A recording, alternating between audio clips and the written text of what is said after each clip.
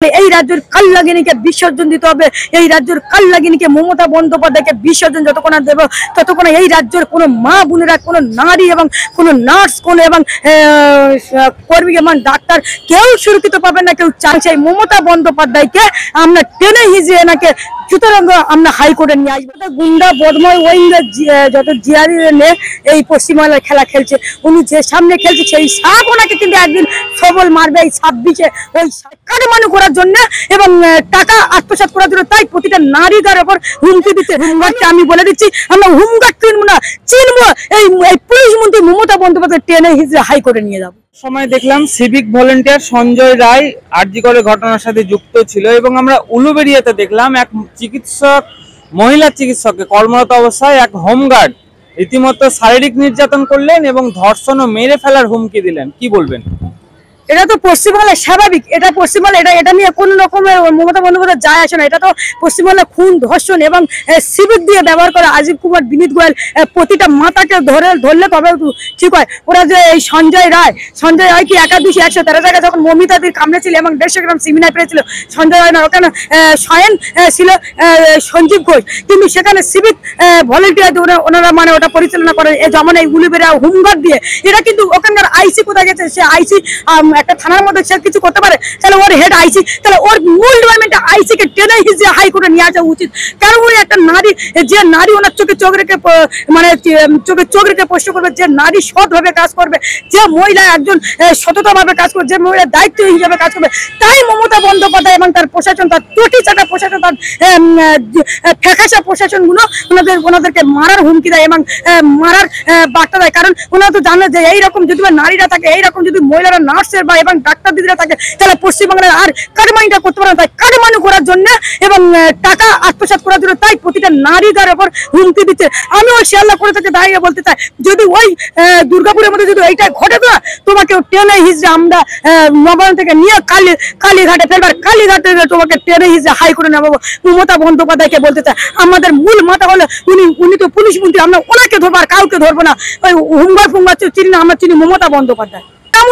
সর্বদা পশ্চিমবাংলার সাধারণ মানুষ জড়িত হলে তো তাদের তো পিটিয়ে কতক্ষণ জেলে দিত, কিন্তু মমতা বন্দ্যোপাধ্যায়টা করবে না। নাই এই তো চাকরি চোর, বিভিন্ন চাকরি, কয়লা, শিক্ষা, বিভিন্ন জায়গায় তো দেখছি যে একটা করে লিস্ট বাজে, তৃণমূলের নেতা নেত্রী এবং প্রধানের নাই ছেলে, নাই মেম্বার সদস্য ছেলে, নাই জেলা পরিষদের দায়ী ছেলে, নাই এমএলএ ছেলে, নাই এমপি ছেলে, নাই মমতা বন্দ্যোপাধ্যায়। ওগুলো তো এটা তো হওয়া স্বাভাবিক, কারণ যে ডাইরেক্ট কাজ করবে, যে ভালো কাজ করবে, ও তো কাটবানি তো পছন্দ করে না।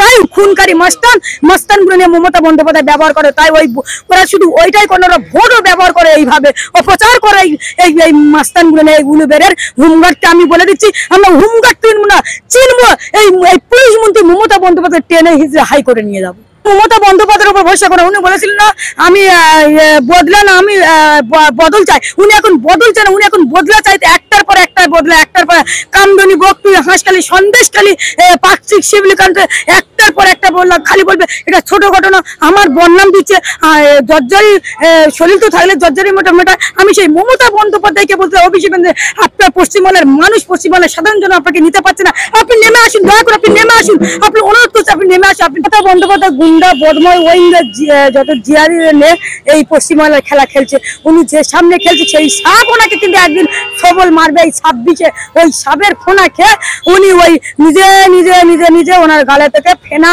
এসে যাবে। এই মাননীয় শুধু তাই নাই, আমরা এখানকার যে আরজি করতে আমরা দেখলাম সঞ্জয় 100, আমাদের অভয়া দিদি এবং ডাক্তার দিদি 113 জায়গায় কামড়ানো এবং 150 গ্রাম সিমিনার, কিন্তু তাকে কাকে একজনকে ফাঁসিয়ে, একজন মশা, একজন চিটকেনাকে ফাঁসিয়ে দিয়েছে। বলছে সঞ্জয় রায়কে একা কি সম্ভব না?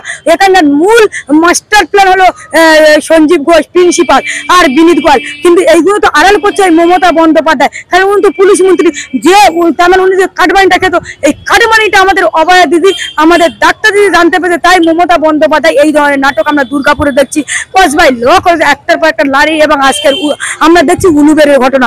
আর ও তো আমাদের এই চাকরি, শিক্ষা এবং বিভিন্ন জায়গায় এমএলএ নাই, এমএলএ ছেলে নাই, এমএলএ মেয়ে নাই, এমএলএ ভাইপো নাই, প্রধানের ছেলে নাই, প্রধানের ভাইপো, মানে একটার পর একটা একটা এমএলএ এমপি ছেলেমেয়ে, কারণ ওই এমএলএ এমপি ছেলেমেয়ে তো এদের যদি না এরা তো সাহসী দেয় এই মমতা বন্দ্যোপাধ্যায়, কারণ উনি তো একজন রাজ্যের পুলিশ মন্ত্রী, তাহলে এই রাজ্যের হোমগার্ড কিভাবে করতে পারে, তাহলে এই রাজ্যের এবং বিনীত গোয়েল কিভাবে করতে পারে, কিন্তু মূল মাস্টার প্ল্যান করতে তো মমতা বন্দ্যোপাধ্যায়, এবং সেই মমতা বন্দ্যোপাধ্যায়কে আমরা টেনে হিজিয়ে এনাকে সুতরাং আমরা হাইকোর্টে নিয়ে আসবো, কারণ প্রতিটা মা খালি দর্শন হবে, প্রতিটা মেয়ে কামদনি, বকটুই, হাঁসখালি, সন্দেশখালি, শিউলি এবং পার্কস্ট্রিট এবং বিভিন্ন জায়গায় মানুষ খালি দর্শন হবে। আমরা সন্দেশখালি দেখলাম আমরা শেখ শাহজাহান শেখ, আমাদের 1000 বছরের ইতিহাস বর্ণন করলে এই শাহজাহান শেখ কয়লা খেলো, গরু খেলো, খেলো নদীর বালি, আর বউ মেয়েদের ছাড় দিল না বলছে সন্দেশখালী। আমরা সন্দেশখালীতে বিভিন্ন জায়গায় নারী এবং মহিলা এবং 9 বছরের বাচ্চা পর্যন্ত আমরা কেউ সুরক্ষিত নেই এই রাজ্যে। তাহলে এই রাজ্যের কালনাগিনীকে বিসর্জন দিতে হবে, এই রাজ্যের কালনাগিনীকে মমতা বন্দ্যোপাধ্যায়কে বিসর্জন যতক্ষণ দেব ততক্ষণ এই রাজ্যের কোনো মা বোনেরা, কোনো নারী এবং কোনো নার্স, কোনো এবং কর্মী এবং ডাক্তার কেউ সুরক্ষিত পাবেন না, কেউ চাকরিজীবীরাও কেউ না। আজকের মানে বুক ফুলিয়ে ঘুরিস কিসের এত জোর, বিজেপি করি বন্ধু আমার কেউ বলে না, তো লেখাপড়া করেন যারা, ধর্মতলায় বসেন তারা, চুরি দর্শন করেন যারা, গাড়ি নিয়ে গেলে আমরা তো দেখছি একারবার না এমএলএ এমপি ছেলে মেয়ে। আমরা তো দেখলাম মন্দির বাজারে আমাদের এমএলএ জয়দেব হালদারের ছেলে চাকরিটা চলে গেছে, সুমির হালদার। আমরা দেখলাম বাপি হালদারের স্ত্রীর চাকরি চলে গেছে এমএলএ এমপি।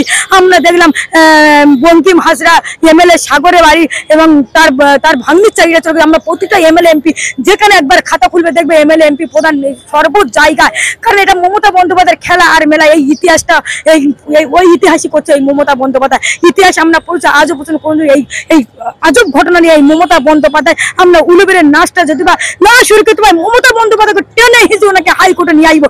প্রতিটা মা বোনের উপর একজুটটা নিয়ে উনি কি খেলা করছে? প্রতিটা মা বোনের একজুটটা কি কুকুরের মতো পেয়েছে নাকি? 500,000 টাকার বিনিময়ে এই রাজ্যের লক্ষ্মীরা সুরক্ষিত নেই, এই রাজ্যের লক্ষ্মীরা ডবল ধর্ষণ, এই রাজ্যের লক্ষ্মীরা ডবল খুন, এই রাজ্যের লক্ষ্মীরা ডবল পাচার হচ্ছে। এই কি মমতা বন্দ্যোপাধ্যায় কি খেলা খেলছেন? এই খেলাটা আমরা এই বন্ধ করতে পারি। 26-এ নেচে করে ওনাকে বিসর্জন দিয়ে দেবো, ওনাকে বিসর্জন দেবো দুর্গা ঠাকুরের মতো।